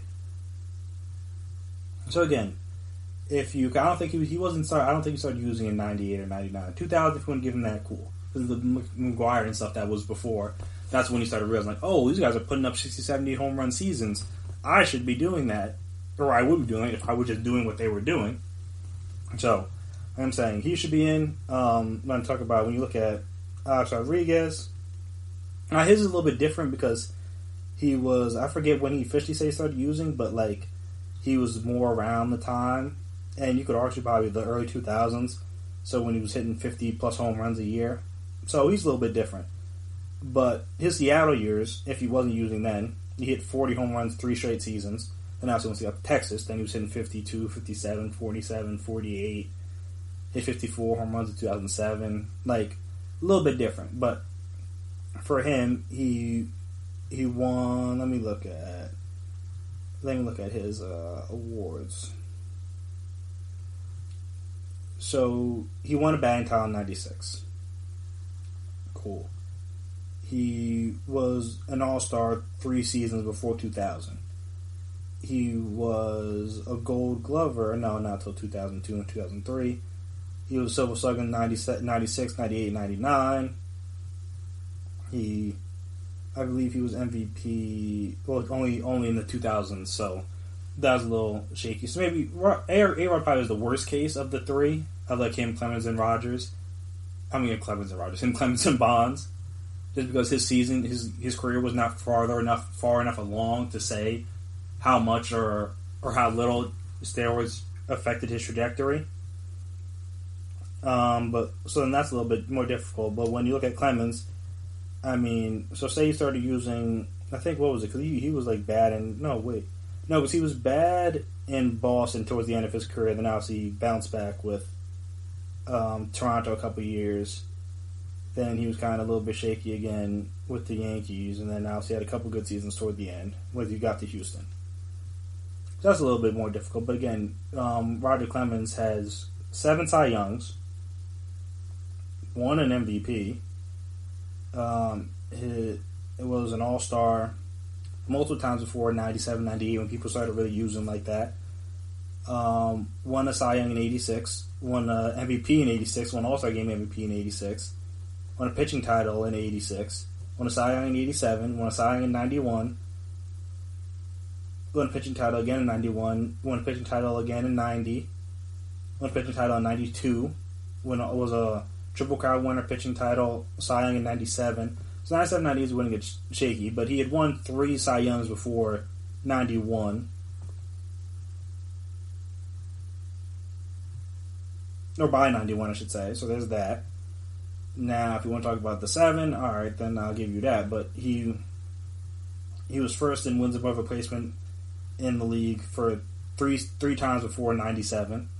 Was first in WAR for pitchers 4 times before 97. Was first in ERA 4 times before 97. Was first in wins twice before 97. So I'm saying, like, if you want to say 97, 98 was when people started using, like I said, Bonds I think was a little bit more towards 2000, but if you want to say that's when people started using, because that's when obviously he bounced back with Toronto, fine, but he had great seasons before that. It wasn't like it was a brand new thing. He had won 20 games 3 times before that, winning 18 games a couple other times, 3 other times, won 17 games once. Like, he had good seasons, been an All-Star, been Cy Young before 97 and 98. Now, if you want to say they helped him bounce back, cool. I can concede that, if that is in fact true. But again, to say that his career was made on steroids is completely different than you talking about guys like Sosa and Bonds, some of those other guys. And Sosa, not Bonds. That might have been a Freudian slip. But not Bonds, like McGuire, guys like that, where their numbers were like, cool, they weren't really winning that many awards, then boom, you see a huge jump in their game. And these guys, like for A-Rod, like I said, it's a little bit more shaky, but Barry Bonds was already one of the better players all time before the alleged steroid use. And Roger Clemens already had 3 Cy Youngs before the alleged steroid use. And multiple All-Star games. And multiple pitching titles. So again, could you say the steroids helped them in Toronto, and then helped them parlay that to a payday in New York? Arguably, yes. And could you say they may have? I don't know if they helped him in Houston or not, because he had his lowest ERA of his career at 42. So that's kind of weird. But hey, so could it help him later on in his career, prolong his career? Sure. But again, he'd already won multiple Cy Youngs before the steroid era in baseball. And I don't think he was using back in the 80s.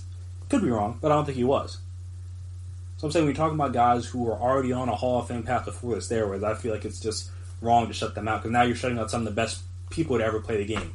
Barry Bonds is arguably the best hitter, position player, arguably best player to ever play the sport, and then Roger Clemens is one of the best pitchers of all time. So you leave both those out, then how do you have a Hall of Fame? Like, how do you validate having a Hall of Fame when both of those guys aren't in it? It just looks weird. Like I said, you can't put every steroid guy in. I get that. But when we're talking about the 2 of the best at their own position who were on Hall of Fame paths before the steroid usage, it seems weird to me to not have it. In an era, like I said, it's not like they were a one-off where they just chose to do it on their own. They were allegedly doing it in an era where arguably 80% of the people were doing it. Not that makes it right, but that makes it even. If I'm great and the people around me are using this to get better, so now they're on my level or surpassing me, how is that right to me? Because while I'm working hard to hone my craft, everyone else is cheating. And if they're not getting caught, then why would I not also cheat to make it fair? Like I said, not everything in life is fair, but to even the playing field, if I'm Clemens or if I'm Bonds, using steroids makes sense. Not to say that I would have done it, but it makes sense from their perspective, because it's like, how else am I going to be able to keep up? I said the same thing with Lance Armstrong. Not that makes it right, but if he was a guy that thought he could compete and should be competing at the highest level, and then everyone else around him is doping in order to be able to compete at this level and they're not getting caught, you're bound to just do it. So again, not everybody from the steroid era should be in, but when I'm talking about Bonds and Clemens, A-Rod's a little bit more of a shaky case, so I'll take him out. But Bonds and Clemens should both be in. Wholeheartedly, 100%, no doubt about it. I don't care about your purity and your rules and stuff. And he should be in the Hall of Fame. And again, not everyone's going to agree with that. There's a lot of baseball purists out there that understand. But I'm just saying, when you look at their numbers pre-alleged steroid use, they're Hall of Fame numbers already.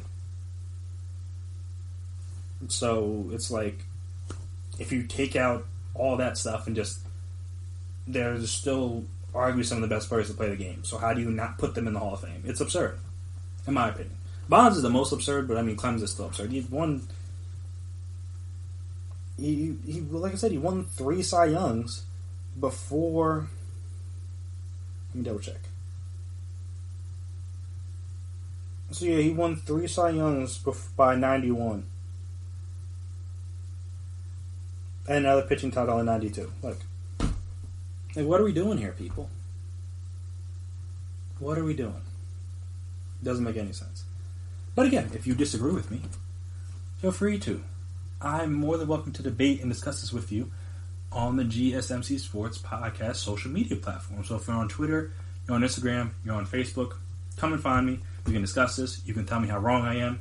You can tell me why I'm stupid. You can tell me I don't know anything about sports. You can tell me why I shouldn't have a podcast. All that fun stuff. I'm more than welcome to debate.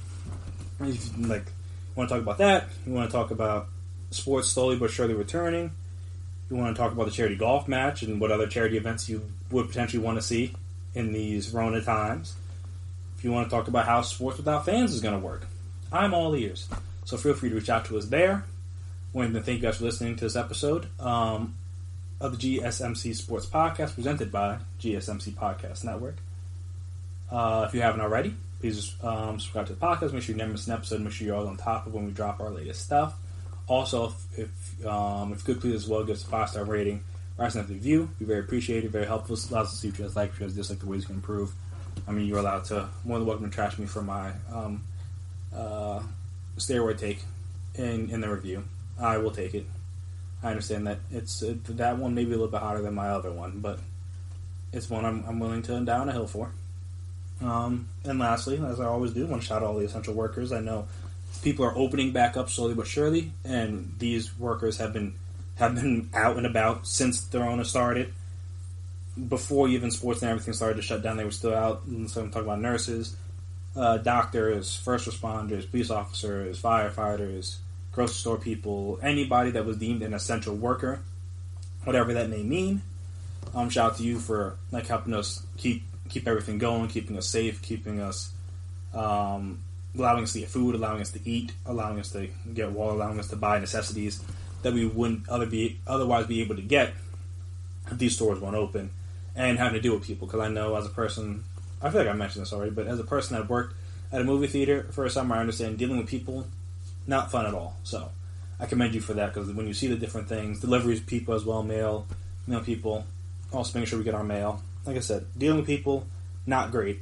So anybody's had to do that, no matter for how long or for how little.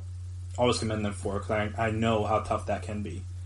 Because the American people, especially, are fairly spoiled and fairly entitled in terms of what they believe they deserve. So they don't always treat you with the respect that you should get as a human being and as another person. But like I said, I try to give you that respect here. So shout out to you guys. Appreciate you. But yeah, that'll do it here for me here today. I have been Chris Blades. I want to thank you for listening. As always, that has been my time. And until next time, peace out. You've been listening to the Golden State Media Concepts Sports Podcast, part of the Golden State Media Concepts Podcast Network. You can find this show and others like it at www.gsmcpodcast.com. Download our podcast on iTunes, Stitcher, SoundCloud, and Google Play. Just type in GSMC to find all the shows from the Golden State Media Concepts Podcast Network, from movies to music, from sports to entertainment, and even weird news. You can also follow us on Twitter and on Facebook. Thank you, and we hope you have enjoyed today's program.